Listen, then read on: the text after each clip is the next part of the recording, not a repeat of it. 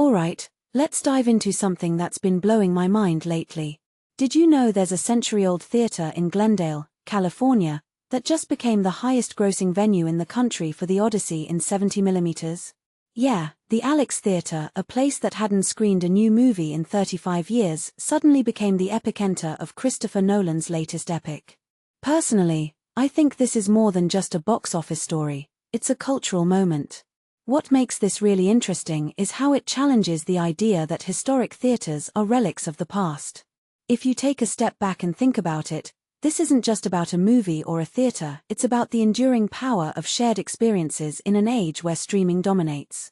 Here's the thing, the Alex Theater isn't your typical multiplex. It's a 900-seat venue with a mix of classical revival and modern architecture, a place that feels like stepping into Hollywood's golden age. For decades, it's been more of a live event space, hosting everything from ballet performances to rock concerts. But 6 weeks ago, they installed a 70mm projection system specifically for the Odyssey. And the response? Overwhelming. Audiences are flocking to it, proving that there's still a hunger for the communal magic of cinema. One thing that immediately stands out is how this theater's success isn't just about the movie, it's about the experience. The Alex invested $500,000 in upgrades, including a new projection booth, and brought in a top-tier projectionist who's worked with Nolan himself. This isn't just a screening, it's an event. What many people don't realize is how rare 70mm screenings are these days. It's a format that demands precision and care, and seeing it in a historic theater like the Alex adds a layer of nostalgia and grandeur.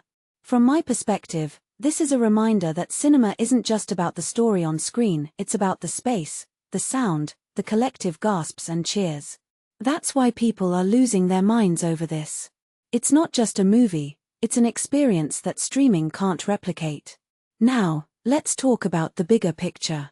The Alex's success raises a deeper question: can historic theaters find a place in modern cinema?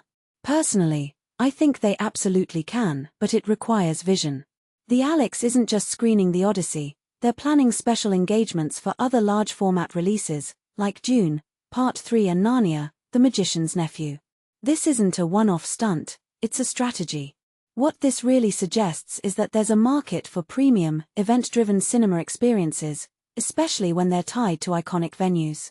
It's not about competing with streaming, it's about offering something streaming can't.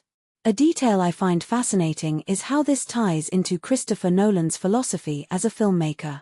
Nolan is a staunch advocate for the theatrical experience, and The Odyssey is a film designed to be seen on the biggest screen possible. The fact that the Alex is thriving with this film feels like a perfect alignment of vision and venue. In my opinion, this is a win not just for the theater or the film, but for the idea of cinema as a communal art form.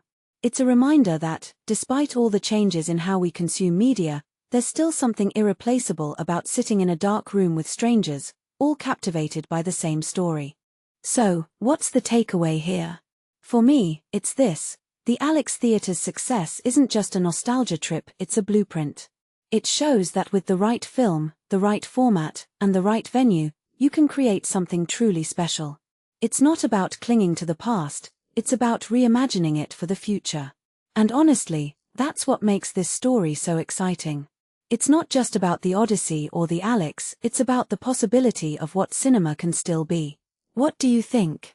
Is this a one-off phenomenon, or the start of something bigger?